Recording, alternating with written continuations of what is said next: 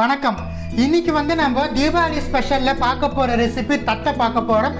தட்டை செய்ய தேவையான பொருட்கள் நான் இன்னைக்கு பச்சை அரிசியை நல்லா 2 மணி நேரம் போல தண்ணியில் ஊற வச்சு எடுத்திருக்கேன். அதுக்கப்புறம் பார்த்தீங்கன்னா கடலைப்பருப்பு நான் 55 கிராம் போல் கடலைப்பருப்பு எடுத்து நான் 1 மணி நேரம் போல் தண்ணியில் ஊற வச்சு எடுத்துருக்கேன். 2 டீஸ்பூன் அளவு நம்ம தனி மிளகாய் தூள் சேர்த்துக்கலாம். மஞ்சள் தூள் 1/4 டீஸ்பூன் அளவு. ஒரு பூண்டை தோலோடு நான் எடுத்து வச்சுருக்கேன். கருவேப்பிலை நல்லா ஒரு கொத்து போல் அலசி எடுத்து வச்சுருக்கோம். எண்ணெய் தேவைக்கேற்ப, தண்ணி தேவைக்கேற்ப, உப்பு தேவைக்கேற்ப. ஸோ வாங்க நம்ம இப்போ தட்டை செய்கிற ப்ராசஸை பார்க்கலாம். இந்த பக்கம் பாருங்கள், ஒரு காட்டன் டவலை நான் விரித்து வச்சுருக்கேன். இதில் நம்ம ஊற வச்ச 1/2 கிலோ பச்சை அரிசியை நம்ம இதில் வச்சு நம்ம நல்லா உணர்த்திடலாம். கொஞ்சம் ஈரப்பதத்தோடு தான் நம்ம அரைக்கணும் மாவு. ஆனால் இவ்வளோ ஈரப்பதம் இருக்கக்கூடாது. ஸோ நம்ம கொஞ்சம் ஃபேனுக்கு அடியில் வச்சு காற்றார விட்டுடலாம். நல்லா ஃபேனுக்கு அடியில் நம்ம காட்டன் டவலை விரிச்சிட்டு நம்ம அரிசியை உலர வச்சிட்டோம். அரிசி நம்மளுக்கு உலர்த்தோம். அதுக்கப்புறமா நம்ம இதை மாவாக்கிக்கலாம். நம்மளுக்கு அரிசி உலர வச்சுருந்தா அரிசி பாருங்கள், நம்மளுக்கு ரொம்ப உலர்ந்துடக்கூடாது, ரொம்ப ட்ரை ஆகிடக்கூடாது. லைட்டாக நம்மளுக்கு ஈரப்பதம் இருக்கணும். அதிரசத்துக்கு அரைக்கிறது போல் லைட்டாக ஈரப்பதம் இருக்கணும். இந்த ஈரப்பதம் அரிசியில் இப்போ நம்ம மாவை மிக்சியில் கொத்தி நல்லா மாவாக அரைச்சி எடுத்துக்கலாம். ஸோ பாருங்கள், நம்ம எடுத்த அரிசியை பாதி அரிசி சேர்த்துருக்கேன். இந்த பாதி அரிசி இப்போ நம்ம மிக்சர் ஜாரில் போட்டு நம்ம நல்லா ஃபைனாக பவுடர் பண்ணி எடுத்துடலாம். நல்லா மாவை ஆற்றி நம்ம எடுத்துக்கலாம்.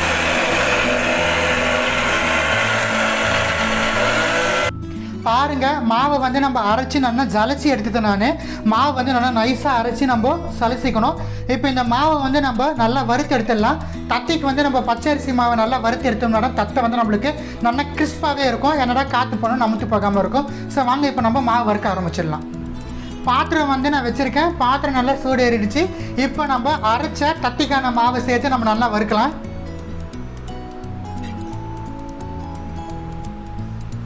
மிதமான தீயில் வச்சுட்டு தான் மாவை வறுக்கணும். ஹை ஃப்ளேமில் வச்சா மாவு ப்ரௌனிஷாக மாறிடும். தட்டை கசக்க ஆரம்பிச்சிடும். அதனால் நம்ம மிதமான தீயில் வச்சுட்டு நம்ம மாவை வறுக்கணும்.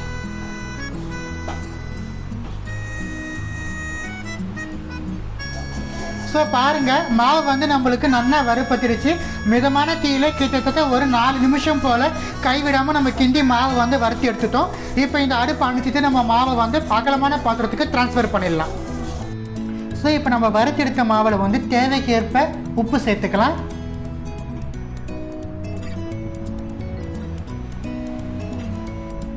உப்புக்கு அப்புறம் நம்ம எடுத்து வச்சிருக்கிற மஞ்சள் தூள் நம்ம மாவில் ஆட் பண்ணிக்கலாம். நம்ம எடுத்து வச்சிருக்கிற தனி மிளகாய் தூளும் மாவில் ஆட் பண்ணிக்கலாம். இன்கேஸ் உங்களுக்கு தனி மிளகாய் தூள் வேணான்னா சாதாரணமாக வர மிளகாயை நம்ம நல்லா திருகி நம்ம ஆட் பண்ணிக்கலாம். மிளகாய் கூட ஆட் பண்ணிக்கலாம். நான் இன்றைக்கி தனி மிளகாய் தூள் தான் சேர்த்துருக்கேன். ஸோ இந்த மஞ்சள் தூள், உப்பு, மிளகாய் தூள் நல்லா மாவோட ஒன்றோடு ஒன்று கலந்து வேணும். அதனால் நம்ம நல்லா கலந்து விட்டுடலாம். நம்ம எடுத்த பூண்டை தட்டி எடுத்து வச்சுருக்கேன். தட்டி எடுத்த பூண்டை நம்ம மாவில் ஆட் பண்ணிடுறோம். நம்ம ஊற வச்சு எடுத்த கடலை பருப்பையே நம்ம மாவு கூட ஆட் பண்ணிடலாம். ஃபைனலாக நம்ம எடுத்து வச்சிருக்கிற கருவேப்பிலையை சேர்த்துடலாம். நல்லா கலந்து விட்டுடலாம்.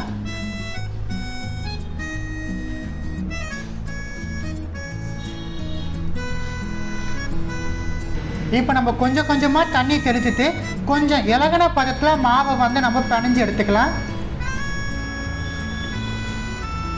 கொஞ்சம் கொஞ்சமாக தண்ணி தெளிச்சு தான் நம்ம மாவை பிணையணும். அட் டைமில் நம்ம ஒட்டுமொத்த தண்ணியை சேர்க்கக்கூடாது. கொஞ்சம் இலகன பதத்தில் நம்ம மாவை பிணைஞ்சு எடுத்துக்கலாம். ஏன்னா நம்ம கையில் தான் மாவை தட்டி எடுக்க போகிறோம். ஸோ பாருங்கள், மாவு நல்லா இலகின பதத்தில் மாவு பிணைஞ்சு எடுத்துட்டோம். இது போல் இலகின பதத்தில் மாவு இருந்தால் நம்மளுக்கு தட்டை ஈஸியாக தட்டை வரும். ஸோ வாங்க இப்போ நம்ம தட்டையை தட்ட ஆரம்பிச்சிடலாம். பாருங்கள், ஒரு பட்டர் பேப்பர் வச்சுருக்கேன். பட்டர் பேப்பர் நம்ம ரெடி பண்ண மாவு சின்ன சின்ன உருந்து எடுத்து பட்டர் பேப்பரில் தட்டிக்கலாம். நம்ம அப்போ தான் நம்மளுக்கு ஈஸியாக எடுக்க வரும். இன்கேஸ் உங்கள்கிட்ட பட்டர் பேப்பரில் நீங்கள் ஏதாச்சும் கவர் யூஸ் பண்ணிக்கலாம்.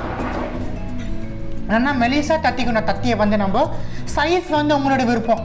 சின்னதாக தத்திரம் இருந்தால் சின்ன உருண்டை எடுக்கலாம். பெருசாக தத்திரம் இருந்தால் பெரிய உருண்டை எடுத்துக்கலாம். நான் இன்றைக்கி மீடியம் சைஸ் உருண்டை எடுத்து மீடியம் சைஸ் தட்ட போகிறேன். அதுக்கேற்றது போல் பட்டர் பேப்பரை கட் பண்ணி எடுத்துகிட்டு நல்லா ஸ்கொயராக நான் ஸோ இந்த சைஸில் நான் தட்டிக்கணும். கொஞ்சமாக எண்ணெய் தொட்டு நம்ம தட்டிக்கலாம். அப்போ நம்மளுக்கு நல்லா வரும். இந்த சைஸ் தட்டி இதே போல் நம்ம மிச்சம் இருக்கிற மாதிரி தட்டலாம். ஸோ கொஞ்சமாக எண்ணெய் சேர்த்து நம்ம நல்லா தட்டி எடுக்கணும். 2 விரல்லே தட்டி எடுத்துடலாம். நம்ம தட்டியை தட்டியாச்சு. இதே போல் நம்ம ரிமைனிங் இருக்கிற எல்லா மாவும் தட்டலாம் வாங்க. இப்போ நம்ம தட்டின தட்டியெல்லாம் எண்ணெய் சட்டியில் போட்டு நம்ம பொரிச்சு எடுக்கலாம். ஸோ பாருங்கள், எண்ணெய் சட்டி வச்சுருக்கேன். எண்ணெய் வந்து நல்லா ஹீட் ஆகிடுச்சு. இப்போ வந்து நம்ம தட்டி எடுத்த ஓட்ட வடைகளை வந்து 1 by 1 நம்ம ஆட் பண்ணணும். அட் டைமில் ஆட் பண்ணக்கூடாது. ஒன்று மேலே வந்ததுக்கப்புறமா நம்ம இன்னொன்று ஆட் பண்ணணும். நீங்கள் பிகினர்ஸாக இருந்தீங்கன்னா 1 by 1 ஆட் பண்ணலாம். இன்கேஸ் நீங்கள் வந்து இப்போ தான் ஃபஸ்ட் டைம் தட்டை செய்கிறவங்களா இருந்தீங்கன்னா அட் டைமில் 2 ஆட் பண்ணால் போதும். நான் வந்து இன்றைக்கி பாத்திரம் பிடிக்கிற அளவு நான் ஆட் பண்ண போகிறேன். இந்த பாத்திரத்துலேருந்து 3லேருந்து 4 வரைக்கும் பிடிக்கும். ஸோ நான் அந்த கணக்குக்கு தான் நான் ஆட் பண்ணுறேன். தட்டைகளை சேர்த்துருக்கப்புறம் ஹை ஃப்ளேமில் வச்சிடணும். மிதமான தீயில் இருக்கக்கூடாது. தட்டை வந்து நம்மளுக்கு ஹை ஃப்ளேமில் வேகணும். தட்டை வந்து நம்மளுக்கு எண்ணெய் வந்து அடங்கி வர மொத்தம் நம்மளுக்கு தட்டை வந்து நம்ம வேக வச்சு எடுக்கணும். அப்போ தான் தட்டை வந்து நல்லா கிறிஸ்பாக இருக்கும். 4 பழம் இருந்தாலும் தட்டை வந்து நம்மளுக்கு சாஃப்டாக ஆகவே ஆகாது, நல்லா கிறிஸ்பாகவே இருக்கும். ஸோ இந்த பாத்திரத்துக்கு 4 பிடிக்கும். ஸோ 4 தட்டை ஆட் பண்ணியிருக்கேன் நான். இந்த 4 தட்டை வந்து நம்மளுக்கு எண்ணெய் வந்து அடங்கி வர மொத்தம் நம்மளுக்கு நல்லா வேகட்டும். இதுக்கு வந்து கலர்லாம் கிடையாது. எண்ணெய் அடங்கிச்சுன்னா நம்ம எடுத்துடலாம் தட்டியை. தட்டை பாருங்கள், எண்ணெய் வந்து எல்லா பக்கமும் வந்து எண்ணெய் அடங்கிடுச்சு நம்மளுக்கு. இந்த ஸ்டேஜில் வந்து நம்ம தட்டைகளை வந்து எடுத்து நம்ம வந்து வடிகட்டி பாத்திரத்தில் வந்து தட்டைகளை சேர்த்துடலாம். அதுக்கப்புறமா வந்து நம்ம நல்லா காற்று ஆறதுக்கப்புறமா தட்டையை வந்து ஏர் டைட் கண்டெய்னரில் போட்டு ஸ்டோர் பண்ணி வைக்கணும். நல்லா ஒரு 3 மணி நேரம் போல் தட்டை வந்து நம்மளுக்கு வெளியே காற்று ஆறணும். அதுக்கப்புறம் தான் தட்டை எடுத்து நம்மளால ஸ்டோர் பண்ணி வைக்கவே முடியும். ஸோ இப்போ நான் செகண்ட் பேட்ச் சேர்க்க போகிறேன். 1 by 1 நம்ம சேர்க்கணும். உடையாமல் நம்ம அழகாக 1 by 1 நம்ம சேர்த்துட்டு வரணும். அது மேலே வந்ததுக்கப்புறமா தான் நம்ம இன்னொன்று சேர்க்கணும். பட்டர் பேப்பருங்கிறதுனால அழகாக நம்மளுக்கு வந்துடும். ஸோ செகண்ட் ஒன்று நம்மளுக்கு மேலே வந்துடுச்சு. இப்போ நம்ம 3வது ஒன்றை சேர்க்கலாம். நம்ம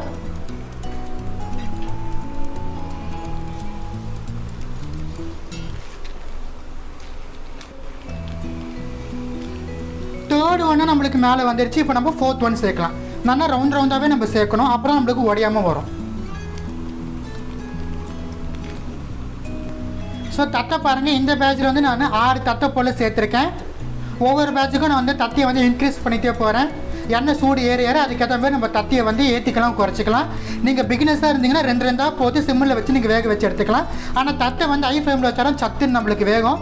இதுவும் வந்து எண்ணெய் நல்லா அடங்கினதுக்கப்புறமா இந்த தட்டியை நம்ம எடுத்துடலாம். ஸோ பாருங்கள், எண்ணெய் நல்லா அடங்கிடுச்சு. இந்த ஸ்டேஜில் வந்து நம்ம தட்டைகளை வந்து எடுத்துடலாம். நம்ம இதே போல் நம்ம ரிமைனிங் இருக்கிற எல்லா தட்டையுமே நம்ம பொரிச்சு எடுத்துடலாம். பாருங்கள், ரொம்ப கலக்கலங்க தீபாவளிக்கு தட்டை உங்களுக்காக வந்து செஞ்சு காமிச்சிருக்கேன்.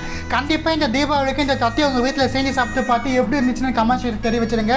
இது போல் வேறு ஏதாச்சும் ரெசிபிஸ் உங்களுக்கு வேணும்னா கமெண்ட் செக்ஷன் தெரிவிச்சிடுங்க. கண்டிப்பாக உங்களுக்காக வந்து நான் போஸ்ட் பண்ணுறேன்.